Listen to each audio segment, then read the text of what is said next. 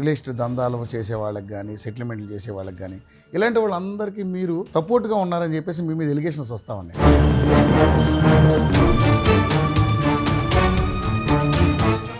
రెండు పార్టీలు కలిసి రాబోతా ఉన్నాయి, మరి ఎలా ఎదుర్కోబోతారు ఏంటి? ఒక 80% మా హయాంలో ఉద్యోగాలు ఇస్తామని మాట ఇచ్చారు. ఎంతవరకు సఫలీకృతం చేయగలిగారు? ఈ నిరుద్యోగ సమస్య ఇచ్చే విషయంలో కొంచెం వాళ్ళ 2 ఫ్యాక్టరీస్తో ఇబ్బందులు ఉన్నాయి. సమన్వయ లోపం ఎందుకు ఉంది మీ నియోజకవర్గంలో? సీఎం గారు చేసే కార్యక్రమం ప్రతి కూడా నేరుగా ప్రజలకు, లబ్ధిదారులకు అందుతుంది అంటున్నారు. మరి అయినా కూడా ఇంత యాంటీ ఇంకంబెన్సీ ఎందుకు వస్తుందంటారు? మనిషికి కావాల్సిన సమస్య ఉండడం, ప్రశ్నించడానికి కూడా ఎవరికి ఇది ఉండదు. మీకు టికెట్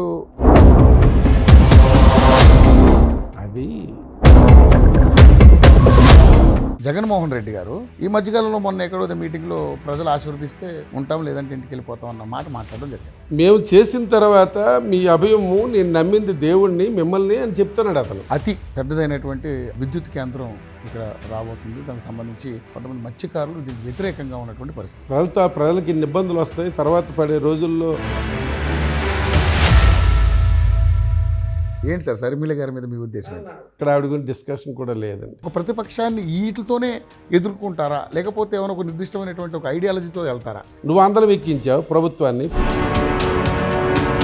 ఒకవేళ రెండోసారి మీరు గెలిచారనుకోండి, ఫస్ట్గా అడ్రస్ చేసేది ఏంటి సమస్య? ప్రతి ఇంటికి ఇంటింటి కొలాయి నీరు అందించే కార్యక్రమం అయితే కంపల్సరీగా దగ్గరుండి అందించే కార్యక్రమం తప్పనిసరిగా చేయాలని ఒక ముఖ్య ఆలోచన. ఇప్పుడు బుడగట్లపాలెం హార్బర్ మీరు ఉన్న ఈ 5 సంవత్సరాల్లో వచ్చిందని మీరు చెప్పుకోలేకపోతున్నారు, బట్ శ్రీధర్ అప్పలరాజు గారు చెప్పుకోగలుగుతున్నారు. ఏంటి కారణం ఏంటి? గురువేమో మినిస్టర్ స్థాయిలో ఉన్నాడు, మీరు మాత్రం ఎమ్మెల్యే స్థాయిలోనే ఉండిపోయారు. మన మీద నమ్మకం లేకపోతే ఎవరినైనా వాళ్ళు కేర్ చేయరు, ప్రజలు కూడా. సంపద సృష్టించాల్సిన ముఖ్యమంత్రి గారు దాదాపు రాష్ట్రాన్ని 11 లక్షల కోట్ల రూపాయలు అప్పులకు నెట్టడం. చంద్రబాబు నాయుడు 3 లక్షల కోట్ల రూపాయలు అప్పు తెచ్చాడు, ఏం చేశాడు చెప్పండి? మీకు రెబల్స్ పెడద ఎక్కువగా ఉందంటే నిజమేనా సార్? అందులో నమస్తే, వెల్కమ్ టు యోయో టీవీ. ఇప్పుడు మనం ఆంధ్రప్రదేశ్ రాష్ట్రంలో పర్యటిస్తూ ఉన్నాం. ఎందుకంటే సార్వత్రిక ఎన్నికలు ఇంకా 3 నెలలు మాత్రమే గడువు ఉంది. ఈ ఎన్నికల్లో వైసీపీ ఒకవైపు, జనసేన టీడీపీ పొత్తు భాగంగా ఈ 2 పార్టీలు మరోవైపు చాలా హోరాహోరీగా ఆంధ్రప్రదేశ్ రాష్ట్రంలో ఒక యుద్ధ వాతావరణమే కనిపించే అవకాశం కనబడుతూ ఉంది. మేము మీకు మంచి చేస్తే ఈసారి జనం మమ్మల్ని గెలిపిస్తారనే ఉద్దేశంతో వైసీపీ ముందుకెళ్తుంటే, ఈసారి రాష్ట్రాన్ని అప్పులమయం చేశారు, రాష్ట్రాన్ని ఒక బీహార్ లాగా చేశారు, రాష్ట్రాన్ని ఒక అప్పుల కుప్పగా మార్చారనే ఉద్దేశంతో టీడీపీ జనసేన పొత్తు కూడా ముందుకు సాగుతూ ఉంది. మరి ప్రజలు ఎటువైపు ఉన్నారు ఏంటి అనేది ప్రజలే తేల్చుకుంటారు. కాబట్టి ఈరోజు మనం హెచ్ఎల్ నియోజకవర్గంలో ఉన్నాం. ఈ నియోజకవర్గానికి ప్రాతినిధ్యం వహిస్తున్నటువంటి ఎమ్మెల్యే గారు గొర్రెల కిరణ్ కుమార్ గారు మనతో పాటు ఉన్నారు. మరి గొర్రెల కిరణ్ గారిని అడిగి మరి ఈ నియోజకవర్గానికి సంబంధించి మరి 2024 ఎలక్షన్స్లో వీళ్ళ వ్యూహాలు ఏంటి, మరి ప్రత్యర్థులను ఏ విధంగా చిత్తు చేయబోతున్నారు, ఎలా ముందుకెళ్తూ ప్రజల ఓట్లను అడిగే ప్రయత్నం చేస్తున్నారు, 6 మాటలను తెలుసుకునే ప్రయత్నం చేద్దాం. సార్ నమస్కారం. సార్ ఎలా ఉన్నారు సార్? బాగా ఉంది. సో చూసుకుంటే ఎన్నికల వాతావరణం చాలా వేడిగా అయ్యా, పైగా మన శ్రీకాకుళం ముఖద్వారానికే సంబంధించినటువంటి హెచ్చర్లోనే మంచి రసవత్తరమైనటువంటి రాజకీయాలు నడుస్తూ ఉన్నాయి. ఏంటి సార్ అంటే మీ నియోజకవర్గంలో మీరు 2019లో గెలిచిన తర్వాత చేసినటువంటి అభివృద్ధి ఏంటి? ఎందుకంటే ఇప్పుడు మళ్ళీ ఎలక్షన్స్ వస్తూ ఉన్నాయి, మీ మీదకి 2 పార్టీలు కలిసి రాబోతూ ఉన్నాయి, మరి ఎలా ఎదుర్కోబోతారు ఏంటి? అసలు మీ నియోజకవర్గానికి చేసిన అభివృద్ధి ఏంటి, ఇంకా జరగాల్సిందేంటి? యోయో టీవీ వారికి నమస్కారం తెలియజేస్తూ, ఇచ్చర్ల నియోజకవర్గమే కాదు రాష్ట్రం మొత్తం మీద జరిగిన అభివృద్ధి కూడా జగన్మోహన్ రెడ్డి గారు చాలా ఎక్కువగా చేయడం జరిగింది. మా నియోజకవర్గానికి వస్తే, మా నియోజకవర్గంలో ఉన్న ప్రతి ఒక్కరికి కూడా, ప్రతి ఒక్క ఇంటికి కూడా సంక్షేమ పథకాలు అందించడం, అదేవిధంగా గ్రామాల్లో కూడా అభివృద్ధి పరంగా సచివాలయాలు ఏర్పాటు చేయడం, అభివృద్ధి పరంగా రైతు భరోసా కేంద్రాలు కట్టడం, వెల్నెస్ సెంటర్లు కట్టడం పరంగా ఇన్నాళ్ళు ఎవరైనా ఏ ప్రభుత్వమైనా చేయాలనుకుంటే ఒక బిల్డింగ్ వస్తే ఆ స్కూల్ బిల్డింగ్ కట్టడానికే చాలా రోజులు ఉండేది. కానీ ఈరోజు నాడు నేడు కింద అభివృద్ధి పరంగా ప్రతి ఒక్క స్కూల్ని నాడు నేడు కింద కొన్ని లక్షలు ఖర్చు పెట్టి చదువుకునే పిల్లల గురించి తయారు చేయడం జరిగింది.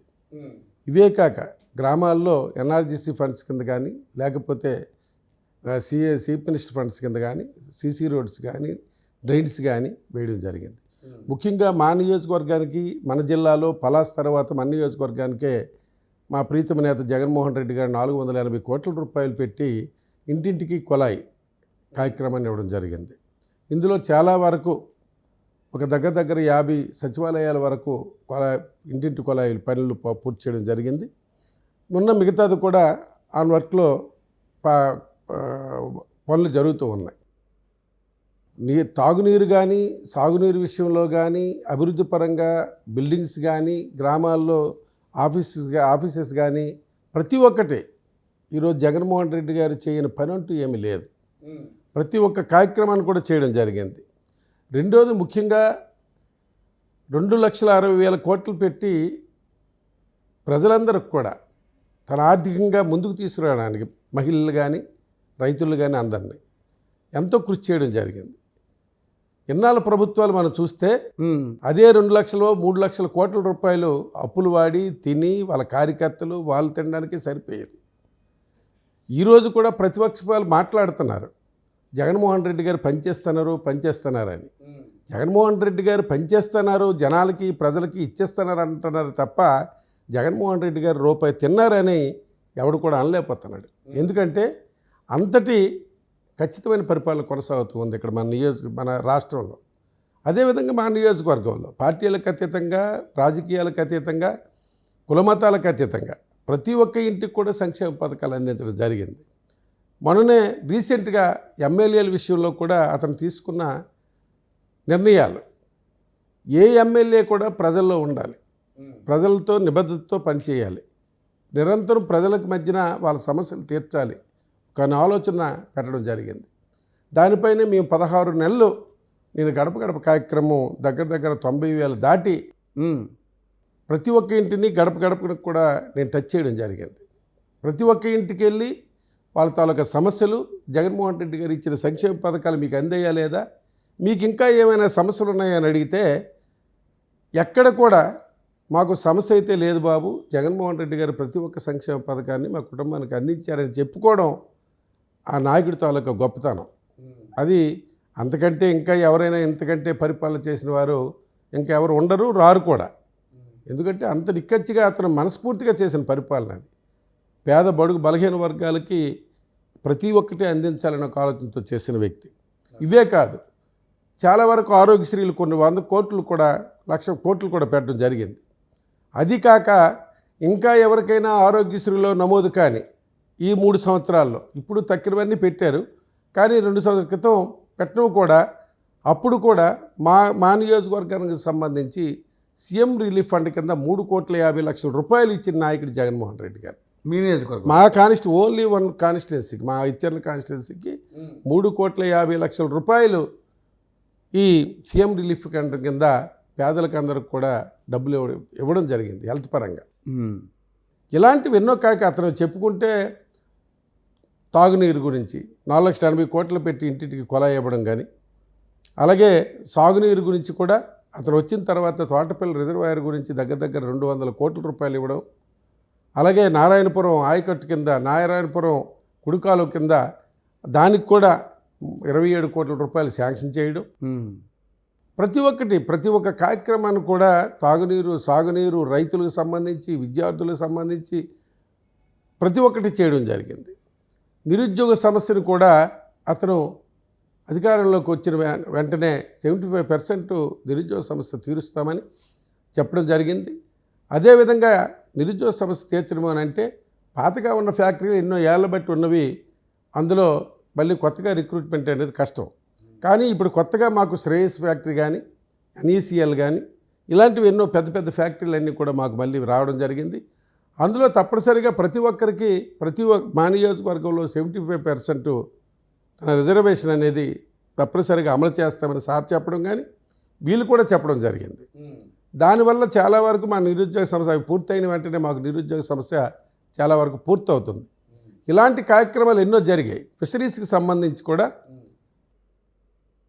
మన బుడగట్లపాలెంలో ఒక హార్బర్ అనేది ఇవ్వడం జరిగింది. 360 కోట్లు పెట్టి హార్బర్ ఇవ్వడం జరిగింది. అంటే ఎక్కడికో వలసలు మా కాన్స్టిట్యున్సీకి ఎక్కువగా వలసలు వెళ్తున్నాయని తెలిసి కంపల్సరీగా చెప్తే వెంటనే ప్రజలందరూ ఇక్కడే వేట చేసుకోవాలన్న ఒక ఆలోచనతో హార్బర్ని పెట్టడం జరిగింది. ఇవే కార్యక్రమాలు కాదు, ఎన్నో కార్యక్రమాలు, ఎన్నో అభివృద్ధి కార్యక్రమాలు చేయడం జరిగింది. అయితే రోడ్స్ అంటారు, తార్ రోడ్ల గురించి పెడతారు. రెండోది, నువ్వు 5 సంవత్సరాల క్రితం 2014 నుంచి 2019 వరకు నువ్వు ఎక్కడా ఒక రోడ్డు వేయలేదు. రోడ్డు వేయనివే అప్పటి నుంచి అలాగే ఉన్నాయి అవి.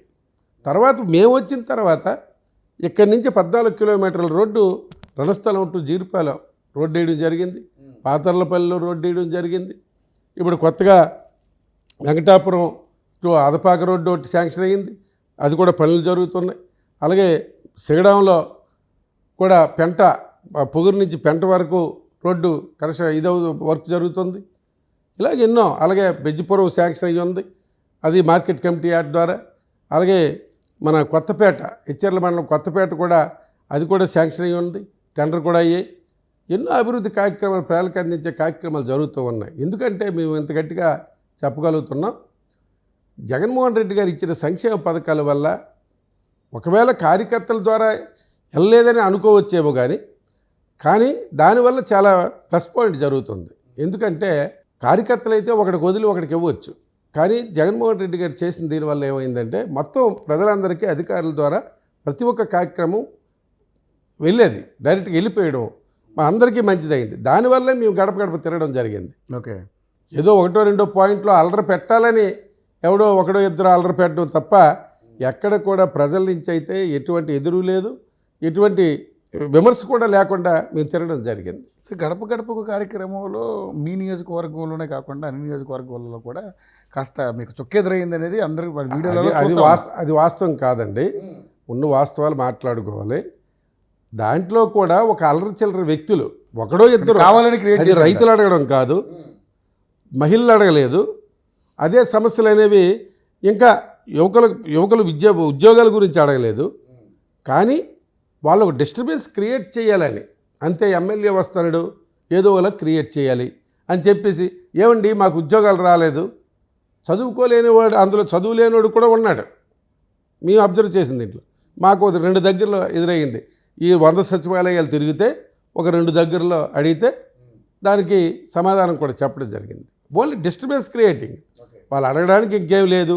ఆ అడిగిన వాడి ఇంటికి కూడా అమ్మవాడో, చేయోతో, లేకపోతే రైతు భరోసా, ప్రతి ఒక్క కార్యక్రమాన్ని కూడా వాడు కూడా అందుకుంటున్నాడు. ఈవేళ ప్రతిపక్ష వాళ్ళు ఏది చేయలేక చేస్తామని చెప్పుకోలేని పరిస్థితుల్లో ఇవాళ ఎదురు తిరుగుతుంటారు తప్ప వాళ్ళు చేయడానికి కానీ వాళ్ళని నమ్మే పరిస్థితుల్లో కూడా ప్రజలు లేరు ఈవేళ. ఓకే, మీ హెచ్ఎల్ నియోజకవర్గంలో ముఖ్యంగా చూసుకుంటే విద్యాపరంగా కావచ్చు, అదేవిధంగా పారిశ్రామిక పరంగా కావచ్చు, మంచి ఇండస్ట్రియల్ ఏరియా ఉన్నటువంటి ఏరియా, మంచి కాలేజీలు ఉన్నటువంటి ఏరియా. సో మీరు ఇక్కడ ఉన్నటువంటి ఉద్యోగులందరికీ కూడా, ఎవరైతే నిరుద్యోగులు ఉన్నారో ఒక 80% మా హయాంలో ఉద్యోగాలు ఇస్తామని మాట ఇచ్చారు. ఎంతవరకు సఫలీకృతం చేయగలిగారు? మాకు వీలున్నంత వరకు మీకు చెప్పాను ఇందాకే, చాలా వరకు ఇప్పుడున్న దీంట్లో, ఇప్పుడున్న ఫ్యాక్టరీల్లో, పాత దీంట్లో ఎప్పుడో 20 సంవత్సరాల క్రితం నిర్మితమైన ఫ్యాక్టరీస్ అవి. ఆల్రెడీ ఎంప్లాయ్మెంట్ అనేది అందులో ఆల్రెడీ ఉద్యోగస్తులు చేరున్నారు. ఓకే, అది ఎవరైతే కానీ బయట వారామని మన వాళ్ళమని ఉన్న కాడికి అక్కడక్కడ ఖాళీలు ఏర్పడితే వాళ్ళు చెప్తున్నారు. దాని ప్రకారం మనం కొంత వరకు అప్పుడప్పుడు పంపించడం, వాళ్ళు చేర్చుకోవడం జరుగుతూ ఉంది. అంతే తప్ప ఇప్పుడు కొత్తగా ఉన్న శ్రేయస్ కానీ, కొత్తగా ఉన్న ఎన్ఈసిఎల్, ఇలాంటి ఫ్యాక్టరీల్లో మనం ఇచ్చిన హామీని నిలబెట్టుకోవడానికి ఒక అవకాశంగా మొన్ననే ఈ మన శ్రేయస్లో కూడా పంపించారు. మన అంతకుముందు రెడ్డి ల్యాబ్లో 42 మందిని రిక్రూట్ చేసాం ఒక 2 months బ్యాక్. అలాగే రెడ్డి ల్యాబ్ మన అరవిందోలో కూడా ఒక 60-70 మంది వరకు రిక్రూట్ చేసాం. అలాగే ఇలాగ ప్రతి ఒక్క దీంట్లో చేయడం జరుగుతుంది. కొన్ని దగ్గరలో ఉన్నది వాస్తవం, ఈ ఏఓఎల్ అని, ఎన్ఈసిఎల్ అని, ఇవన్నీ కూడా ప్రజలకి అందుబాటులో లేకపోవడం, అసలు ఈ నిరుద్యోగ సంస్థ ఇచ్చే విషయంలో కొంచెం వాళ్ళ 2 ఫ్యాక్టరీస్తో ఇబ్బంది ఉన్నాయి. ఓకే, సో మీ నియోజకవర్గంలో మీకు మామూలుగా అంటే మీ కుటుంబం ఎప్పటి నుంచో కూడా రాజకీయ నేపథ్యం ఉన్నటువంటి కుటుంబం ఇది, రాములు గారు, మీకు తెలిసిన విషయం. సో ఎందుకు సమన్వయ లోపం ఎందుకు ఉంది మీ నియోజకవర్గంలో? ఈ సమన్వయం అనేది ఎప్పుడు చేసుకోవటం, దాని మీద మాట్లాడుతుండటం జరుగుతుంది. దాని మీద పెద్దలు కూడా 1-2 ఉండిపోతే పెద్దలు కూడా మా రీజనల్ కోఆర్డినేటర్స్ వాళ్ళు సత్యబాబు గారు అని వీళ్ళందరూ కూడా డిస్కషన్ చేస్తున్నారు. పార్టీకి ఎలక్షన్కి పార్టీ దీనికి పెద్ద ఇది దానికి ఏమి ఇది ఉండదు. అందరూ ఎందుకంటే వాళ్ళు కూడా వైఎస్ఆర్ పార్టీకి అందరూ కూడా కలిసికట్టుగా పనిచేసిన వాళ్ళని, దానివల్ల అయితే మాకు ఎటువంటి ఇది లేదు. అవి కూడా కొద్ది రోజుల్లో క్లియర్ చేసుకోవడం జరుగుతుంది, క్లియర్ అవుతాయి కూడా. ఓకే. సో మీరు గెలిచిన నాటి నుండి క్యాడర్కి కాస్త దూరంగా ఉంటున్నారని, అదేవిధంగా గెలిచినప్పటి నుంచి ద్వితీయ శ్రేణి నాయకులను పక్కన పెట్టారని, అదేవిధంగా రియల్ ఎస్టేట్ దందాలు చేసేవాళ్ళకి కానీ, సెటిల్మెంట్లు చేసేవాళ్ళకి కానీ, ఇలాంటి వాళ్ళందరికీ మీరు సపోర్ట్గా ఉన్నారని చెప్పేసి మీ మీద ఎలిగేషన్స్ వస్తూ ఉన్నాయి. ఇందాక మీరు అన్నారు నిజంగానే ఏంటంటే ఎవరో గిట్టని వాళ్ళు చేసేవారని. మరి ఇందులో నిజం ఉందా లేదా అది మీరు క్లారిటీ చెప్పండి. ఎందుకంటే మీ మీద వచ్చే ఎలిగేషన్స్ అన్నీ కూడా దందాలు చేయడము, రౌడీజాలు చేయడము అంత పని కూడా ఎవరికి ఇక్కడ లేదు, మాకు కూడా అంత అవసరం లేదు. ఎవడో ఇక్కడ మీరు గమనిస్తున్నారు, ఈ నియోజకవర్గం ఒక రియల్ ఎస్టేట్కి పట్టుకోమనుకోండి. ఓకే. ఆ రియల్ ఎస్టేట్లో చేసుకున్న వాళ్ళు ఎవరైనా మీరు వెళ్ళి అడిగితే వాళ్ళు చెప్తారు. వాళ్ళు అడగాలి, ఎమ్మెల్యే గారు ఏమైనా అడుగుతున్నారా, లేకపోతే మీకు ఏమైనా ఇబ్బంది పెట్టారా, మీకు ఏమైనా కొట్టారా, తిట్టారా, మీకు ఏమైనా నిరాశ చేశారా అడిగితే వాళ్ళు చెప్తారు. ఒకటి ఇంకేదో అడిగారు మీరు, మండల నాయకుల్లా గౌరవిస్తాను, సర్పంచుల్లా గౌరవిస్తాను, వాళ్ళకంటే కింద స్థాయి కార్యకర్తలు కూడా గౌరవించడం నాకు అలవాటు. నేను ప్రతి గ్రామంలో కూడా 50 నుంచి 100 మంది వరకు నేను పేర్లు పెట్టి పిలుస్తాను, చాలా దీన్ని పిలుస్తాను, నా అలవాటు అది. ఎందుకంటే మనకి అవసరమైంది, పార్టీకి అవసరమైంది కానీ పని చేయవలసింది గ్రామ స్థాయిలో వార్డు నెంబర్ కానించి వార్డు నెంబర్ కంటే దిగు స్థాయిగా ఉన్నవాడు కూడా మనకు అవసరం ఎలక్షన్ కానీ రాజకీయాలకు కానీ. ఇతని మీద ఉన్నాను అని మనం సంతృప్తి పడిస్తే కిందనున్నాడు రేపు ఎలక్షన్ వచ్చేసరికి పనిచేసి పరిస్థితి ఉండదు. అవును. ఎమ్మెల్యే గారు ప్రెసిడెంట్ని పట్టించుకున్నారు, ఎంపీటీసీని పట్టించుకున్నారు, కింద స్థాయి వర్గాన్ని పట్టించుకోలేదనే అపవాదం మనం పడే పరిస్థితి ఉంటుంది. కాబట్టి ఎవరి విలువ వాళ్ళకి ఇచ్చుకొని వెళ్తాను నేను. ఎవరిని పెద్దవాడిని విస్మరించము, చిన్నవాడిని విస్మరించము, అందరినీ సమాజ స్థాయిలో ప్రతి ఒక్కరిని కలుపుకొని వెళ్తాం. అంతే తప్ప ఎక్కడ కూడా విలేజ్లో నా ఇదేంటంటే మండల నాయకులు కూడా విలేజ్ లెవెల్లో ఉన్న సర్పంచులు, ఎంపీటీసీలు ఒకవేళ వాళ్ళు ఏదైనా మండల నాయకులు కూడా తప్పు చేస్తే నేను చెప్పడం కూడా జరుగుతుంది. సర్పంచ్, ఎంపీటీసీ ఆ స్థాయి నాయకుల్ని మనం ఆ గ్రామంలో వాళ్ళ అభివృద్ధి గురించి వాళ్ళకి సహకరించుకొని వెళ్ళాలి తప్ప మన ఇంట్రెస్ట్గా చేస్తే ఇబ్బంది పడతామని చెప్పడం కూడా జరుగుతుంది. నా నుంచి అయితే ఎటువంటి పరిస్థితులు ఎప్పుడు ఇబ్బంది పెట్టను, వాళ్ళకి అప్పుడు అందుబాటులో ఉండే మనిషి నేను. ఎవరో ఫస్ట్ నుంచి ఇదొక కథలాగా కరోనా టైంలో కూడా ప్రజలందరూ ఇంట్లో తలుపులు వేసుకొని భయభక్తులతో ఉంటే నేను ప్రతి విలేజ్ కూడా నేను ముఖానికి గొడ్డు కట్టుకొని తిరిగే రోజులు చూసి తిరిగాను నేను. ప్రతి విలేజ్ నియోజకవర్గంలో గడప గడప కార్యక్రమం కూడా మరి ఎవరు చేశారో లేదో తెలియదు. నేను ఒక్కడిని ముందుగా పూర్తి చేసిన వాడు నేనే. ఎక్కువ కిలోమీటర్లు తిరిగిన వ్యక్తి కూడా మీరే. చాలా ఎక్కువ తిరిగాను, చాలా ప్రతి ఇంటికి తిరిగాను. గడప గడపలో ఏ మూలనున్న ఆ ఊర్లో ఉన్న ఇంకొక 4 ఇళ్ళు కళ్ళాళ్ళ మీద ఉన్నా నేను వెళ్ళి వాళ్ళకి కలిసి వచ్చాను, వాళ్ళ సమస్య తెలుసుకొని వచ్చాను. అది నా ఇది. ఎందుకంటే ఇది ఒక ఫస్ట్ నుంచి ఎమ్మెల్యే గారి కలరట, ఎమ్మెల్యే గారి లేరట అని ఒక తప్పుడు ప్రచారం చేసుకొని ఇతరులు కొంతమంది నా మీద పడిన వ్యక్తులు ఇది ఒక నాడు చేసుకుని వచ్చారు. నాలాగే అందుబాటులో ఉండాలంటే నేను ఉంటానన్నా లేదని మీరు కార్యకర్తల్ని ప్రజలను అడిగితే తెలుస్తుంది. ఓకే. నేను రోజు ఎవ్రీడే 5 hours 4-5 విలేజ్లు వెళ్తాను, రోజుకి 2-3 మండలాలు టచ్ చేస్తాను. ఇప్పుడు నిత్యం గెలిచినప్పటి నుంచి కూడా ఎవ్రీడే 2-3 మండలాలు నేను కంపల్సరీ టచ్ చేసి. ఇవాళ రణస్థల మండలం ప్రోగ్రాం, మళ్ళీ ఇప్పుడు మధ్యాహ్నం మండలం లావేరు. ఒక్కో రోజు అయితే ఆరోగ్య సురక్షలుగా జరిగేటప్పుడు 4 మండలాలు కవర్ చేసేవాడిని నేను. 4 మండలాలు కూడా ప్రోగ్రాంకి వెళ్ళేవాడిని. తెల్లవారి 10కి స్టార్ట్ అయితే మధ్యాహ్నం 4 వరకు 4 మండలాలు తిరుక్కొని వచ్చేవాళ్ళం. తగ్గిన టైం వల్ల మన కార్యకర్తల పనులు ఇక్కడ ఆఫీస్కి వచ్చిన వాళ్ళతో ఒక కార్యక్రమాలు చేసేవాళ్ళం. ఓకే. ముఖ్యంగా మీ విషయంలో అంటే ఇతర నియోజకవర్గాల సంగతి ఏమో కానీ మీ నియోజకవర్గంలో 3,40,00,000 సీఎం రిలీఫ్ ఫండ్ 270 మంది వరకు ఇక్కడ ఇప్పించడం జరిగింది. అది మీకున్నటువంటి మంచి నేమ్, అది ఇవ్వడం జరిగింది. అది అంటే వాళ్ళకి రూపాయి ఖర్చు లేకుండా మళ్ళీ వాళ్ళు వెళ్ళి అమరావతి చుట్టూ మా చుట్టూ తిరగనీయకుండా వాళ్ళ జోబీలో రూపాయి ఖర్చు లేకుండా చేసిన కార్యక్రమాలు అవన్నీ. సో ఇలాంటివన్నీ మీ గెలుపుకు మళ్ళీ రెండోసారి ఉపయోగపడే అవకాశాలు ఉన్నాయి. ఓకే. సో ముఖ్యంగా చూసుకుంటే సార్, జగన్మోహన్ రెడ్డి గారి తీరుని మీరు నిజంగా ఇందాక మీరు చెప్పారు, చాలా అద్భుతంగా మేము డెవలప్మెంట్ చేస్తూ ఉన్నాం, ప్రజా సంక్షేమ ఫలాలు కూడా అందిస్తూ ఉన్నాం. సో సీఎం గారు చేసే కార్యక్రమం ప్రతి కూడా నేరుగా ప్రజలకు లబ్ధిదారులకు అందుతుంది అంటున్నారు. మరి అయినా కూడా ఇంత యాంటీ ఇన్కంబెన్సీ ఎందుకు వస్తుందంటారు? యాంటీ ఇన్కంఫెన్స్ అంటే అంత ప్రజలెవరూ యాంటీగా అయితే లేరండి. నేను చూసినంత వరకు నా అబ్జర్వేషన్లో మేమేమి సర్వేలు చేయము, మేమే గ్రామాల్లోకి వెళ్ళి ఎవరినో 10 మంది పెట్టి సర్వేలు చేసి కాదు. వ్యక్తిగతంగా మేము గ్రామాల్లో అంటూ వెళ్ళాను కాబట్టి నాకు తెలుస్తుంది గడప గడపకి వాళ్ళ మనస్తత్వం ఏంటి, వాళ్ళు ఏ విధంగా పాజిటివ్గా ఉన్నారా నెగిటివ్గా ఉన్నారా అనే విషయాన్ని జగన్మోహన్ రెడ్డి గారు అంటే ఏ విధంగా వాళ్ళ మనసులో ఉన్నది నాకు తెలుస్తుంది. అంతేగాని వేరే సర్వే మనకు డైరెక్ట్గా వెళ్ళాం, ఇంకా దానికంటే సర్వే ఏముంటుంది?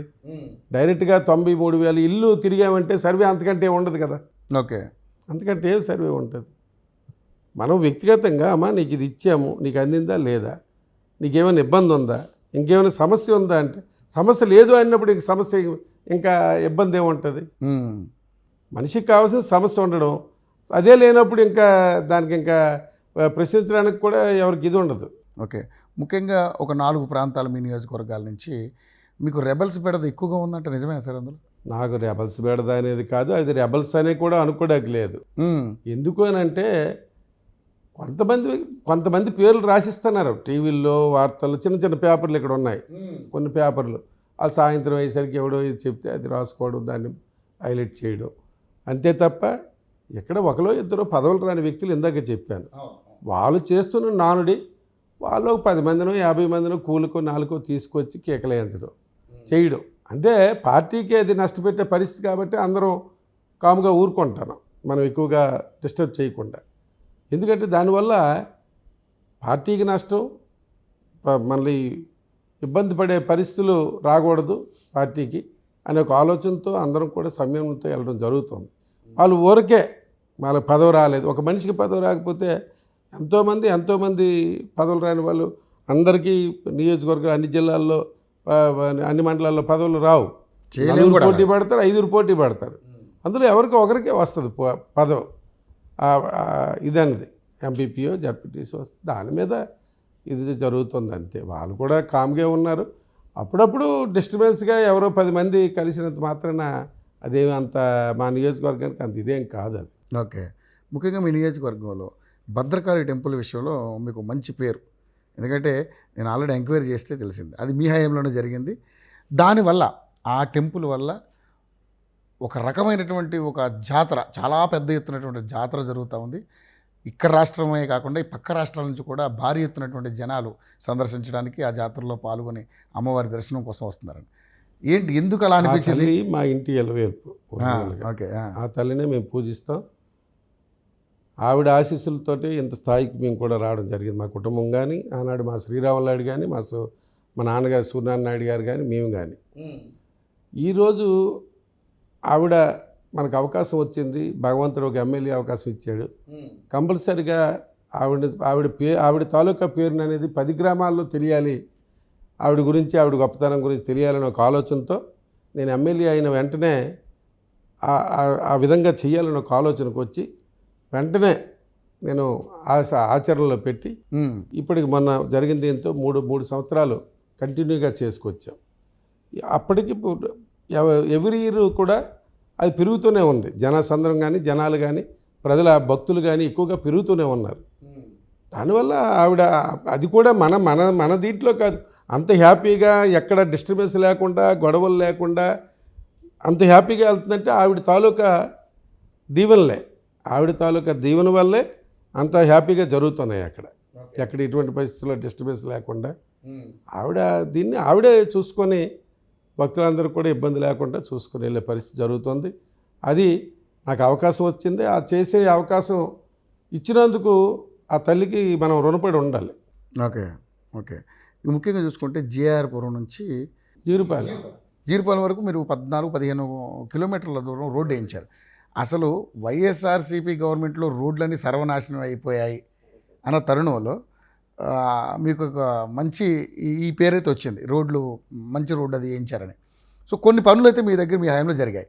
ఏంటి అండి, అంటే ఎట్లా అనిపిస్తుంది సార్? అంటే ఇలాంటి అనిపించిన తర్వాత కూడా ఇంత మంచి చేస్తున్నప్పటికీ కూడా మరి ఈసారి ఎందుకో మీకు టికెట్ రాదేమో అనే కార్యక్రమాలు ఎక్కువగా వినపడతా ఉన్నాయి. అది బయట ఉన్న వ్యక్తులు చేస్తున్న ప్రచారం అంతే. అది జగన్మోహన్ రెడ్డి గారు అతను ఎప్పుడు కూడా అతని ఆశీర్వాదం వల్ల, అతనిచ్చిన టికెట్ వల్ల, అతనిచ్చిన దీనివల్ల ఈవేళ ఈ స్థాయిలో ఉన్నాం. అతను ఎప్పుడూ అతని అభిమానం అనేది కష్టపడిన వ్యక్తికి ప్రతి ఒక్కరికి అతని తాలూకు ఆశీర్వాదం ఉంటుంది, అతని అభయం ఉంటుంది కంపల్సరిగా. ఎందుకంటే ఆ నమ్మకం నాకుంది. ఎందుకంటే అతనితో సార్తో మేము 2009 నుంచి కూడా నేను గడప గడప కాదు, వాదార్పు యాత్ర నుంచి సార్ వెనకాల ఉన్నాను నేను. ఓకే. అప్పటి నుంచే కాంగ్రెస్ పార్టీని వదిలేసి సార్ వెనకాల ఉన్నాం. అలాగని ఏ కార్యక్రమం కూడా పార్టీ కార్యక్రమాలు కానీ ప్రజా కార్యక్రమాలు కానీ తూచ తప్పకుండా చేసుకొని వెళ్ళాను. ఆ నమ్మకం జగన్మోహన్ రెడ్డి గారి మీద నాకు ఉంది. అది కంపల్సరిగా అతను ప్రకటించడం మా వరకు కంపల్సరిగా ఇస్తారు, కంపల్సరిగా గెలుస్తాం. అత్యధికంగా కిందటిసారికి వచ్చిన మెజార్టీ కంటే నేను అత్యధికంగా గెలుస్తానని గట్టిగా చెప్పగలను నేను. ఓకే.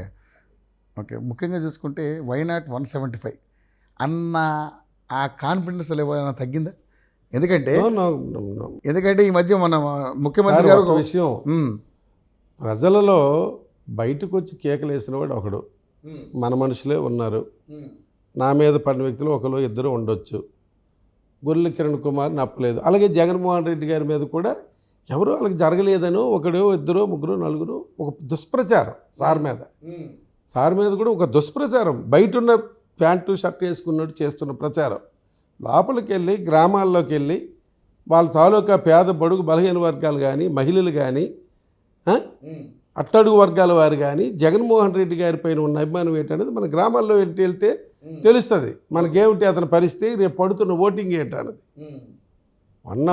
వైనాట్ 175 అనేది అతను కంపల్సరిగా చేసి పెడతారు, కంపల్సరిగా జరుగుతుందని మా నమ్మకం కూడా. ఓకే. ఎందుకంటే ఈ మధ్య వైనాట్ 175 అనే దాంట్లో పెద్దగా దాని గురించి చర్చ లేదు. పైగా టీడీపీ వాళ్ళు వైనాట్ పులివెందులు అనే ఒక స్లోగన్తో వాళ్ళు కూడా రావడం జరుగుతూ ఉంది. సో ముఖ్యంగా చూసుకుంటే సార్, 30 ఏళ్ళు అధికారం మాదే అన్న జగన్మోహన్ రెడ్డి గారు ఈ మధ్యకాలంలో మొన్న ఎక్కడో మీటింగ్లో ప్రజలు ఆశీర్వదిస్తే ఉంటాం, లేదంటే ఇంటికి వెళ్ళిపోతాం అన్న మాట మాట్లాడడం జరిగింది. ఎందుకు వచ్చింది ఆ మాట అట్లా? అంటే ప్రజల ఆశీర్వాదం కాదు, నేను ఇన్ని మీకు చేశాను, మేము చేసిన తర్వాత మీ అభయము, నేను నమ్మింది దేవుణ్ణి మిమ్మల్ని అని చెప్తున్నాడు అతను. ఇది అతను మీరుంటే ఉంటాను అని అనలేదు. నేను నమ్మకం దేవుడు ప్రజలు ఆ రెండు చెప్పాడు అతను, మీరే నమ్మకం అని. దాని మీద అతను వెళ్తున్నారు. ఓకే. ముఖ్యంగా చూసుకుంటే మీ నియోజకవర్గంలో అతి పెద్దదైనటువంటి విద్యుత్ కేంద్రం ఇక్కడ రాబోతుంది. దానికి సంబంధించి కొంతమంది మత్స్యకారులు దీనికి వ్యతిరేకంగా ఉన్నటువంటి పరిస్థితి. ఎందుకు అట్లా జరుగుతూ ఉంది? ఇది కారణం ఏంటంటారు? ఇది ఎప్పటి విద్యుత్ కాదండి, ఇది 1991 నుంచి కూడా 95 నుంచి కూడా ఉంది ఈ కార్యక్రమం. ఓకే. తెలుగుదేశం పార్టీ వచ్చి ప్రజల తాలూకా దీన్ని వాళ్ళ తాలూకా ఆశయాల్ని మట్టి తొక్కి కళా వెంకట్రావు వచ్చి ఆ రోజు చంద్రబాబు కళా వెంకట్రావు కలిపి ఆ రోజు ఈ అణువిద్యుత్ భవతాన్ని తీసుకొచ్చి మా పైన పెట్టడం జరిగింది. దాని మీద ఎంతో వ్యతిరేక పోరాటాలు చేసిన అధికారంలో ఉండబట్టి వాళ్ళు ఇష్టానుసారం అప్పుడున్న తెలుగుదేశం పార్టీ కొవ్వాడ పంచాయతీ లీడర్లు కూడా వాళ్ళు కూడా అణువిద్యుత్ పెట్టాలని తెలుగుదేశం పార్టీ ఏది చెప్తే అది చేయడం జరిగింది. వాళ్ళు అంటే వాళ్ళు పార్టీలు చూసుకున్నారు తప్ప ప్రజల తాలూకా మనోగతాన్ని కానీ వాళ్ళ తాలూకా జీవశైలి గురించి కానీ చూసుకోలేదు. ఓకే. ప్రజలకి ఇన్ని ఇబ్బందులు వస్తాయి, తర్వాత పడే రోజుల్లో చాలా ఇబ్బందులు పడతామనే ఆలోచన అయితే వాళ్ళకి లేదు. ఓన్లీ ఆ రోజుకి ఫైనాన్సు డబ్బు అదే చూసుకున్నారు వాళ్ళు. ఓకే. ముఖ్యంగా మీ నియోజకవర్గంలో ప్రజల నుంచి మీరు గడప గడపకు తిరుగుతున్నారు, నిత్యం ప్రజల్లో ఉంటారంటున్నారు. రెస్పాన్స్ ఎలా ఉంది సార్? అంటే ప్రజల నుంచి మీకు అంటే భారీ ఎత్తున స్పందన వస్తుందని చెప్పేసి మీరు చెప్తా ఉన్నారు, కానీ కొంత వ్యతిరేకత ఉందన్న మాట మాత్రం అందరూ చెప్పుకుంటా ఉన్నారు, మీడియా మాధ్యమాలు కనపడుతున్నారు. ఎలా ఉంది? అంటే మీకు ఎలా అనిపిస్తుంది? నా వరకు జగన్మోహన్ రెడ్డి గారి పైన సంక్షేమ పథకం తీసుకున్న ఏ ఒక్కరు కూడా వ్యతిరేకంగా లేరు. ప్రతి ఒక్కరూ చాలా హ్యాపీగా, చాలా ఆనందంగా మళ్ళీ జగన్మోహన్ రెడ్డి గారు వస్తేనే మనం ఈ గ్రామాల్లో హ్యాపీగా మన ఇంట్లో ఉండగలం, హ్యాపీగా బ్రతకగలం, ఆర్థికంగా బాగుపడగలం అనే ఆలోచనతో ఉన్నారు వాళ్ళు. అంతేగాని తప్పుడు ప్రచారాలు చేసుకొని మౌత్ పబ్లిసిటీ చేసుకొని తెలుగుదేశం పార్టీ వాళ్ళు చెప్పినట్టు ఏదో జరిగిపోద్దని అనుకోవడం తప్పది. రేపు త్వరలోనే 2 నెలల్లో చూస్తారు. అది కంపల్సరీగా విజయం సాధిస్తారు. అతను మళ్ళీ ముఖ్యమంత్రి అవుతారు. ఇంకా అనేక మంచి మంచి సంక్షేమ పథకాలు చేయడం జరుగుతుంది. సో మీ నియోజకవర్గంలో ముఖ్యంగా మీ నియోజకవర్గంలో కాదు, ఇప్పుడు ఉన్నటువంటి ఉత్తరాంధ్రలో మెయిన్ 2 జీవనదులు ఉన్నాయి. అది వంశధార, ఒకటి నాగవాడి. సో మీకు కూడా కోతవేడు దూరమే. ఏంటి సార్ వాటర్ సోర్స్ ఎలా ఉంది? ఎందుకంటే మీ నియోజకవర్గంలో మీరు ఇంటింటికి కుళాయి అన్నారు, కానీ కొన్ని ప్రాంతాల్లో వాటర్ పొల్యూషన్తో చాలామంది ప్రజలు వాటి బాధపడుతున్నారు. గురించే ఇప్పుడు ఇంటింటి కుళాయి అనేది పెట్టడం కూడా అదే. కొన్ని ప్రాంతాల్లో, గ్రామాల్లో ఈ పొల్యూషన్ వల్ల ఇబ్బంది అవుతుంది, ప్రజలు ఇబ్బంది పడుతున్నారనే అక్కడ పలాసలో కానీ ఇక్కడ కానీ ఈ ప్రాంతాల్లో ఎక్కువగా ఇబ్బంది ఉంది కాబట్టి ఇంటింటి కుళాయి పెట్టి ఆ కాలువల నుంచి నీరు తీసుకొచ్చి ఇక్కడికి ఇచ్చే కార్యక్రమం జరుగుతూ ఉంది. ఈ త్వరలో ఇది కూడా ఒక 1 ఇయర్లో పూర్తయ్యే కార్యక్రమం ఇది. మా వరకు మా విలేజ్లో గట్రా అయితే చాలా వరకు పూర్తి అయిపోయాయి. అటు సైడ్ అంతా, ఇటు సైడ్ ప్రతి మండలంలో కూడా హాఫ్ వరకు పూర్తయ్యాయి. ప్రతి ఇంటికి నీళ్ళు ఇవ్వడం జరుగుతుంది, ప్రతి కార్యక్రమం జరుగుతుంది. దానివల్ల ఏ పొజిషన్ ఉన్నా ఒక మంచి కార్యక్రమాన్ని అందించడం జరిగింది ముఖ్యమంత్రి గారు. ఓకే, అంత మంచి కార్యక్రమం కూడా ప్రతిదీ మీరు ఆలోచన చేయండి. ఒకే విద్య, వైద్యం, రైతుల గురించి కానీ, ప్రజల సౌకర్యార్థం మంచినీరు కానీ, లేదు వాళ్ళకి సంబంధించిన ఇల్లు కానీ, మనిషి జీవనానికి తినడానికి తిండి, ఉండడానికి ఇల్లు, కట్టుకోవడానికి గుడ్డ అంటారు సామెత.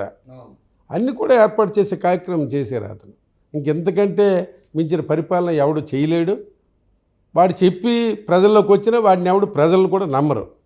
ఇప్పుడు జనసేన కాదు, చంద్రబాబు కాదు, శర్మిల కాదు, ఇంకొక పార్టీ వాడు ఎవడైనా 100 పార్టీలు కలిసిన జగన్మోహన్ రెడ్డి గారి ముందు నిలబడడం చాలా కష్టం. ఓకే, షర్మిల అంటే గుర్తొచ్చింది. ఏంటి సార్ షర్మిల గారి మీద మీ ఉద్దేశం? నా ఉద్దేశం అంటే వీళ్ళ మాటలు బట్టి నేను చెప్తున్నాను. ఇప్పుడు అంటే ఆవిడ ఇప్పుడు అన్నయ్యకి వ్యతిరేకంగా ఒకప్పుడు జగనన్న ఇక్కడ ఆవిడ గురించి డిస్కషన్ కూడా లేదండి. డిస్కషన్ కూడా అంత జరగడం లేదు ఎక్కడ కూడా. మీ ఏరియా, మీ నియోజకవర్గం, మా నియోజకవర్గం కాదు, ఎక్కడ కూడా ఆవిడ గురించి డిస్కషన్ లేదు. కానీ ఆవిడ మాత్రం బాగానే అన్నగారి మీద బాగా మొన్న విరుచుకుపడుతూ కూడా ఇక్కడ పరిగెట్టారు, రణస్థలం వచ్చి పరిగెడితే చాలామంది రాజశేఖర రెడ్డి గారి కూతురు అనే అభిమానం మీద పరిగెట్టారు అక్కడికి. అంతే. జగన్మోహన్ రెడ్డి గారు వ్యతిరేకంగా అంటే ఎవరు ఒప్పుకోడు, ఎవరు అంగీకరించరు కూడా. ఓకే, జగనన్న వదిలిన బాణమే ఈరోజు బరిసే గుచ్చుకోబోతుంది. తిరిగి ఆలకే గుర్చేస్తుందేమో, అదే ఆవిడ చెప్పి. ఓకే సార్, ఏంటి సార్ అట్లా అంటే ఆవిడ ఇప్పుడు వస్తున్నటువంటి ఆవిడ ఇప్పుడు ఆల్రెడీ ఆవిడ గురించి నాకు తెలియదు. తెలియకపోయినా ఏమైనా రాజకీయాల్లో ఏమైనా పరిణామాలు మారే అవకాశం ఉందంటారా? ఇక్కడేమో అవదండి. ఏమంటారా? అస్సలు నథింగ్. ఎక్కడ మినిమం లీస్ట్గా ఒక 100 ఓట్లైనా వస్తాయో రావు తెలియదు ఇక్కడ కాంగ్రెస్. ఓకే, సో ముఖ్యంగా చూసుకుంటే జగన్మోహన్ రెడ్డి గారు ఏ మీటింగ్లో అయినా సరే చంద్రబాబు నాయుడు గారిని, లోకేష్ గారిని, పవన్ కళ్యాణ్ గారిని, TV5ని, ఈటీవీని, ఈనాడుని, అదేవిధంగా ఏబిఎన్ ఆంధ్రజ్యోతిని టార్గెట్ చేస్తూ మాట్లాడుతూ ఉన్నారు. ప్రతిసారి ఇదే. పవన్ కళ్యాణ్ 4 పెళ్ళిళ్ళు చేసుకున్నాడు, 5 పెళ్ళిళ్ళు చేసుకున్నాడు, ఈయన పప్పుగాడు, ఇలాగే మాట్లాడదాం సార్. అసలు అంటే ఏంటి అంటే ఒక ప్రతిపక్షాన్ని వీటితోనే ఎదుర్కొంటారా, లేకపోతే ఏమైనా ఒక నిర్దిష్టమైనటువంటి ఒక ఐడియాలజీతో వెళ్తారా? ఏంటి అసలు ఎదుర్కోవటం కదా. అతను చేసిన కార్యక్రమాలు ప్రజలకు చేయవలసినవి చేశారు, అభివృద్ధి కార్యక్రమాలు. ఇప్పుడు ఈనాడు, TV5 వీళ్ళు ఉన్నారంటే, ఆంధ్రజ్యోతి ఉన్నారంటే వాడు నిజం రాయడు. వాడెప్పుడు ఆ చంద్రబాబు ఏది తప్పు చెప్పినా ఒప్పు చెప్పినా అది ఒప్పులాగే చూపించి రాసే కార్యక్రమాలు వాళ్ళు చేస్తారు. పవన్ కళ్యాణ్ ఉన్నాడు, పవన్ కళ్యాణ్ గురించి ఏమిటి డిస్కషను? పవన్ కళ్యాణ్ అనేవాడు అప్పుడు 4 సంవత్సరాలు 2014 నుంచి 2019 వరకు ప్రశ్నించే పరిస్థితి లేదు. ఇవాళ వచ్చి జగన్మోహన్ రెడ్డి గారిని ప్రశ్నిస్తామంటే వైఎస్ఆర్ పార్టీ వాళ్ళు ఊరుకోరు కదా. ఎవరిదైనా ఒకటే నీతి, న్యాయం. అప్పుడు నువ్వు ప్రశ్నించినోడివి, నువ్వు అందరం ఎక్కించావు ప్రభుత్వాన్ని అందరం ఎక్కించి ఇన్ని తప్పులు చేసినప్పుడు ప్రశ్నించలేదు. ఇప్పుడు నీ బలంతో మీ జగన్మోహన్ రెడ్డి గెలలేదు. జగన్మోహన్ రెడ్డి గారు ఇండివిజువల్గా గెలిచిన పార్టీ ఇది, వైఎస్ఆర్ కాంగ్రెస్ పార్టీ. మమ్మల్ని ప్రశ్నించడానికి అతనికి హక్కు లేదు. కాబట్టి అతను చేసిన తప్పులను కూడా ప్రజలకు చూపించడం జరుగుతూ ఉంది. సో పవన్ కళ్యాణ్ గారిని ఎన్ని రకాలుగా ఇబ్బంది పెడుతున్నా కూడా అతను ఇబ్బంది పడుతున్నాడు, తిరుగుతున్నాడు. అతన్ని ఇబ్బంది పెడితే అసలు నేను ఒక ప్రశ్న చాలా రోజులు పెట్టి చాలామందిని అడగాలనుకుంటున్నాను. అడగండి. ఒక ఇల్లు లేదు, ఒక భూమి లేదు, ఒక పుట్ట లేదు. చంద్రబాబుకి కానీ పవన్ కళ్యాణ్కి కానీ ఆంధ్ర రాష్ట్రంలో ఇల్లు సొంత ఇల్లు అనేది కూడా లేదు ఆంధ్ర రాష్ట్రంలో. సొంత ఇల్లు ఎక్కడో ఎప్పుడు కూడా హైదరాబాద్ నుంచి వస్తారు, హైదరాబాద్ నుంచి వచ్చి పరిపాలన చేసుకొని వెళ్తారు. అసలు వీళ్ళు ఏ విధంగా ప్రజలు ఆంధ్ర రాష్ట్రానికి రాణిస్తున్నారని నాకు ఎప్పుడు అనుమానం వస్తుంది. వీళ్ళు ఎందుకు ఎక్కడి నుంచో వచ్చిన వాడు బయట నుంచి వచ్చి రాజకీయాలు చేసి ఎక్కడేదో లబ్ధి పొందాలని ఆలోచన చేయడం తప్ప కాదా? ఓకే, అది నాకు నచ్చదు. ఓకే. కానీ జగన్మోహన్ రెడ్డికి కూడా అంతకుముందు ఇక్కడ ఇల్లే జగన్మోహన్ రెడ్డి ఇల్లేటి ఆంధ్ర రాష్ట్రంలో రెండు రాష్ట్రాల్లో కలిసి ఉండేటప్పుడు పార్టీ నడిపారు అతను. హైదరాబాద్లో స్థిర నివాసము ఉంచుకొని అక్కడి నుంచి పార్టీ ఎప్పుడైతే విడిపోయి పార్టీ ఇదయిందో అప్పటి నుంచి వచ్చి తాడేపల్లి నుంచి ఆ రోజు 2 సంవత్సరాల ముందు నుంచి తాడేపల్లిలో ఉన్నారు అతను. పోనీ ఇప్పటికైనా నువ్వు ముఖ్యమంత్రి అయిన తర్వాత నేను కట్టావా ఇల్లు ఎక్కడైనా? ఇల్లు ఎక్కడ కూడా కట్టలేదు కదా చంద్రబాబు. ఇప్పుడు చంద్రబాబు కానీ పవన్ కళ్యాణ్ కానీ సొంతంగా నువ్వు తాడేపల్లిలో రాజకీయాలు చేస్తాను సెంట్రల్గా నుండి, ఇప్పుడు కానీ ఇల్లు లేదు కదా వాళ్ళకి. ప్రజావేదిక కడితేనే కూల్ చేశారు కదా సార్ మీరు. ఎవడు ఇల్లు కట్టుకోవడానికి ప్రజావేదిక గవర్నమెంట్ది, అది గవర్నమెంట్ది. నువ్వెవడు అసలు మామూలుగా కూల్చడానికి గల కారణాలు ఏమైనా ఉన్నాయా ఆ ప్రజావేదిక? అది కూల్చడానికేం కాదు, ప్రజల తాలూకు అవసరాలని మొత్తం గట్టంతా వాటర్ రావాల్సిన ప్లేస్ అంతా ఇది ఆక్రమించేసి వాటర్ ఫ్లోయింగ్ లేకుండా చేస్తే ఎవడు ఊరుకుంటాడు? ఓకే, అది అంతేగాని దానివల్ల ఏం జరగలేదు. ఓకే. సో మరి మీ నియోజకవర్గంలో ఇప్పుడు ఏం సార్ అంటే ప్రధానంగా మీరు గుర్తించినటువంటి సమస్యలు ఏంటి? అంటే ఒకవేళ రెండోసారి మీరు గెలిచారనుకోండి, ఫస్ట్గా అడ్రస్ చేసేది ఏంటి సమస్య? ఏమేమి తీర్చాలనుకుంటున్నారు ఈసారి? మా వరకు ప్రతి ఒక్క కార్యక్రమాన్ని జగన్మోహన్ రెడ్డి గారు ప్రతి ఒక్క కార్యక్రమాన్ని కూడా చేయడం జరిగింది. మేము రోడ్లు అడిగితే రోడ్లు ఇవ్వడం జరిగింది, సంక్షేమ పథకాలు చెప్తే సంక్షేమ పథకాలు ఇవ్వడం జరిగింది. అలాగే సీఎం రిలీఫ్ ఫండ్ అంటే సీఎం రిలీఫ్ ఫండ్, అలాగే తోటపల్లి రిజర్వాయర్కి డబ్బులు అంటే డబ్బులు ఇవ్వడం జరిగింది, నారాయణపురంకి మడ్డువాసుకి డబ్బులు ఇవ్వమంటే డబ్బులు ఇవ్వడం జరిగింది. అన్ని కార్యక్రమాలు చేయడం జరుగుతుంది. ఇంకా ఏమైనా ప్రజలకు సంబంధించిన అవసరం. అలాగే నా ముఖ్య ఉద్దేశం ఏంటంటే ప్రతి ఇంటికి వచ్చే సంవత్సరంలోనైనా ప్రతి ఇంటికి ఇంటింటి కొలాయి నీరు అందించే కార్యక్రమం అయితే కంపల్సరీగా దగ్గరుండి అందించే కార్యక్రమం తప్పనిసరిగా చేయాలని ఒక ముఖ్య ఆలోచన. ఫుల్ఫిల్గా చివరి గ్రామాలు ఇంకా కొన్ని గ్రామాలకి తోటపల్లి నీరు వెళ్ళే కార్యక్రమం ఇంకా ఉంది, అది కూడా ఫుల్ఫిల్గా చేయాలి.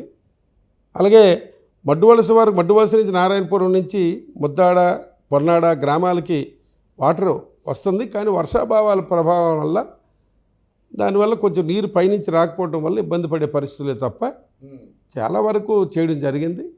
అభివృద్ధి పరంగా నియోజకవర్గాన్ని ప్రతి గ్రామం ఒక డీసెంట్గా ఉండాలని, ప్రతి గ్రామాన్ని ఒక మంచిగా తయారు చేయాలని ఒక ఆలోచన అయితే నాకైతే ఉంది. ఓకే. ఇప్పుడు బుడగట్లపాలెం హార్బర్ అది మీ హయాంలో అంటే మీరు ఉన్న ఈ 5 సంవత్సరాల్లో వచ్చిందని మీరు చెప్పుకోలేకపోతున్నారు, బట్ శ్రీధర్ అప్పలరాజు గారు చెప్పుకోగలుగుతున్నారు. ఏంటి కారణం ఏంటి? దాన్ని ఏ విధంగా చూస్తారు మీరు? అసలు అతను ఫిషరీస్ మినిస్టర్, దానికి సంబంధించిన ఇక్కడ స్థానిక ఎమ్మెల్యే మనం.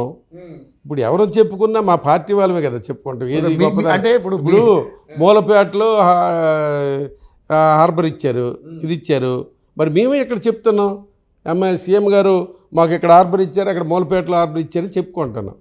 అలాగే మరి వాళ్ళు కూడా ఇక్కడ హార్బర్ వచ్చింది, అక్కడ హార్బర్ వచ్చింది అని చెప్పుకుంటారు. తప్పదు అది, ఎందుకంటే అంతటి కార్యక్రమం అతను చేశారు. మేము కూడా దాన్ని రిక్వెస్ట్ చేయడం జరిగింది ముఖ్యమంత్రి గారిని, అందరూ కలిసి. మినిస్టర్ గారు కూడా తప్పు ఎప్పుడు కూడా ఎమ్మెల్యే గారు దీని మీద బాగా దృష్టి పెట్టి చేశారు, అడిగారు కాబట్టి సీఎం గారు చేశారని కూడా చెప్పారు చాలాసార్లు. ఆయన చాలా సందర్భాల్లో మీరు ఆయన గురువుగా భావించారు, కానీ గురువేమో మినిస్టర్ స్థాయిలో ఉన్నాడు, మీరు మాత్రం ఎమ్మెల్యే స్థాయిలోనే ఉండిపోయారు. ఎందుకు? కారణం ఏంటంటే మీ శిష్యుడు నాకు శిష్యుడు కాదు, మన ఇంటి దగ్గరే సార్కి కండు వేయడం జరిగింది.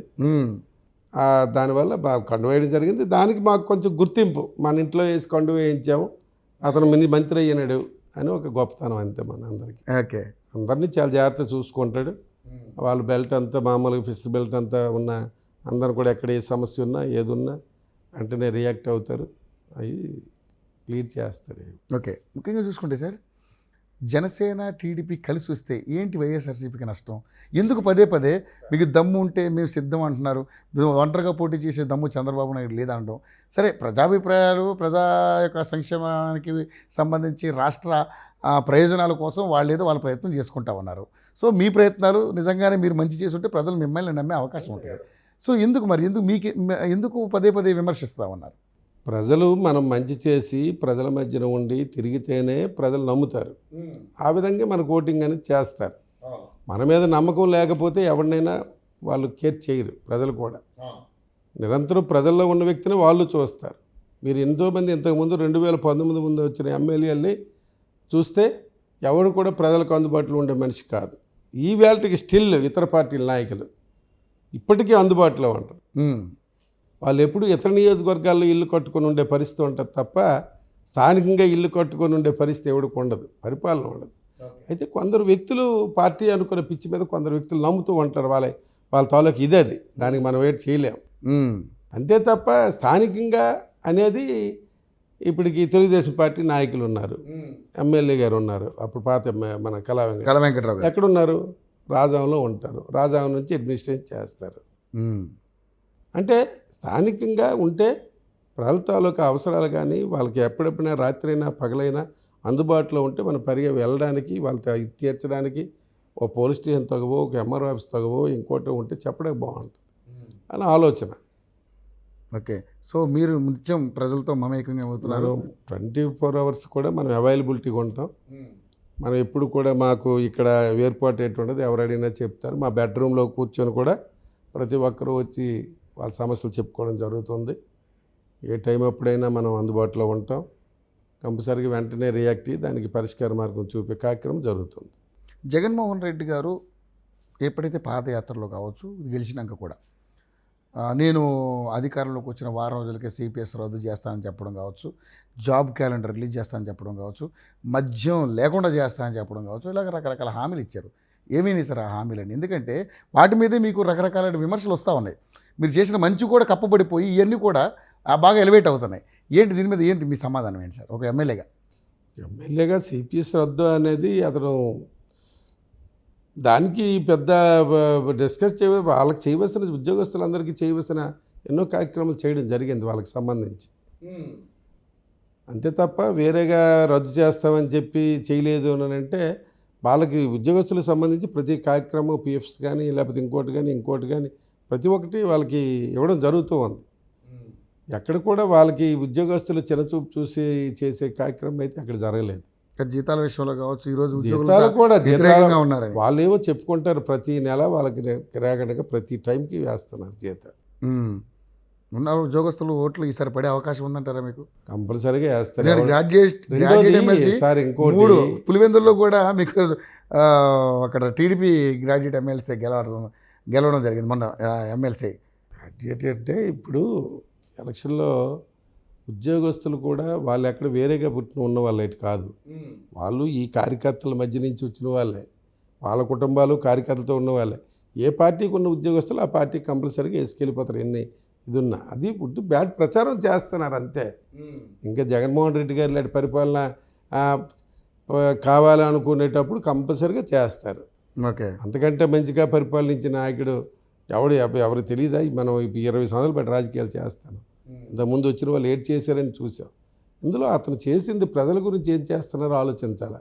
నీకా నాకా ఏడ్ చేస్తున్నారని కాదు ఇక్కడ సమస్య. ప్రజలకు ఏం జరుగుతుంది, గ్రామాల్లో ఏం జరుగుతుంది అనేది ఆలోచించాలి. ఓకే, వచ్చే ఎలిగేషన్స్ అన్నీ కూడా మీరు చూస్తూ ఉన్నారు. ముఖ్యంగా యువత ఏదైతే ఉద్యోగ అవకాశాలు లేక పక్క రాష్ట్రాలకో లేకపోతే వలసలు రకరకాల దూరాలు వెళ్ళిపోవడం జరుగుతూ ఉంది. ఎట్లా మరి దీని నుండి ఎట్లా చూస్తారు? ఎందుకంటే సంపద సృష్టించాల్సిన ముఖ్యమంత్రి గారు ఈ రోజున ఉన్న సంపదనంతా కూడా దారాదత్తం చేస్తూ ఏదైతే ఉచితాల కింద ఇవ్వడం, దాదాపు రాష్ట్రాన్ని 11 లక్షల కోట్ల రూపాయలు వాళ్ళని ఆర్థికంగా బలోపేతం చేయటం అండి. ఇది అంటే అప్పులు చేస్తే ఎంతవరకు? అప్పులు చేయటం కాదు, ప్రతి రాష్ట్రంలో ప్రతి ఒక్కడు అప్పు తెస్తాడు. చంద్రబాబు నాయుడు 3 లక్షల కోట్ల రూపాయలు అప్పు తెచ్చాడు. ఏం చేశాడు చెప్పండి నాకు? ఎవడికి ఇచ్చాడా? పోనీ సంక్షేమ పథకం ఇచ్చాడా? ఎవడు తిన్నాడు? నీరు చెట్టు అనుకొని పెట్టేసి మొత్తం ఆ నాయకులు అతను కలిపి మొత్తం దోచుకు తిన్నారు. 2,60,000 కోట్లు తెచ్చి నేను ఇది ఇచ్చానని చెప్పగలుగుతున్నాడు. రెండోది, ఈవేళ చంద్రబాబు, పవన్ కళ్యాణ్, ఇతర పార్టీ నాయకుడు ఎవడైనా జగన్మోహన్ రెడ్డి గారు రూపాయి తినడని ఎవడైనా నోరెత్తి చెప్పగలడా? దమ్ముందా? ప్రజలకు పనిచేస్తున్నారు అంటున్నారు తప్ప, ప్రజలకు ఇస్తున్నారు అంటున్నారు తప్ప ఎక్కడైనా జగన్మోహన్ రెడ్డి గారు దోచాడు, తినేశాడు అని ఎక్కడ ఎవడైనా నోటంటే అనగలుగుతున్నాడా? కానీ మద్యం విషయంలో ఒక అంటే ఏదైతే ఒక గూగుల్ మద్య పే కానీ విషయంలో కూడా అతను క్యాష్ ఎందుకు గూగుల్ సార్ పే మద్య విషయంలో పెట్టొచ్చు కూడా కదా? అతను చేస్తుంది అదే. ఉమ్, అతను చేసిన కార్యక్రమం కూడా ప్రజలకి ఎక్కువగా మందు అలవాటు అనేది తగ్గించడానికి వాళ్ళకి కొంతైనా ఇచ్చేయడానికే కొంత అతని ప్రయత్నం జరుగుతుంది. చాలా వరకు ఇది కానీ తగ్గించడం జరుగుతుంది, చాలా వరకు తగ్గుతున్నారు కూడా. కానీ ఎక్కడ మందు రేట్లు కూడా పెంచడం, ఆ బ్రాండ్లు కూడా రకరకాల బ్రాండ్లు అంత రేట్ తాగి ఆరోగ్యాలు ఖరాబ్ అవుతున్నాయని చెప్పి వాళ్ళే అంటున్నారు. నాకు అలవాట్లేదు కానీ వాళ్ళే అంటున్నారు బ్రాండ్ రేట్లు గట్టి తగ్గేయండి, బాగా తగ్గించారు, సంవత్సరం అవుతుంది, తగ్గిపోయి అంటున్నారు వాళ్ళు. ఓకే. సో ఆ డబ్బంతా కూడా ఆయన అకౌంట్లోకి వెళ్ళిపోతుంది. సో ఈ గూగుల్ పే అతను పెట్టకుండా ఇన్ని వేల లక్షల కోట్ల రూపాయలు తెచ్చి ప్రజలకు ఇచ్చి అతను ఈ మందు వల్ల ఇసుక వల్ల సంపాదించిన డబ్బు తీసుకుంటాను తప్పండి. అది తప్పు. అది ఫ్రీ పాలసీ పెట్టారు కదా సార్ చంద్రబాబు నాయుడు హయాంలో, ఇది ఇసుక. మరి ఎందుకు మీ విషయంలో ఎందుకు అట్లా? ఫ్రీ పాలసీ అంటే ఫ్రీ పాలసీ ఏం కాదు. అప్పుడు మనం ధర్నాలు గట్రా చేసేరాళ్ళు, మనం చేయలేదా? అప్పుడు మొత్తం ఎక్కడ ఇసుక దొరికేదా? మరి ఇతను ఇసుక అనేది నిరంతరంగా ఎక్కడ కూడా ప్రతి ఒక్కరు మన టాటర్ పెట్టి కొంటున్నాం. అప్పుడే ఇసుక కుట్టుని తెచ్చేవారా?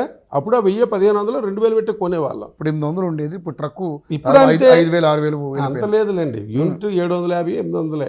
ఓకే. అదే రేటు తప్ప అంత ఇదేం లేదు. ఓకే.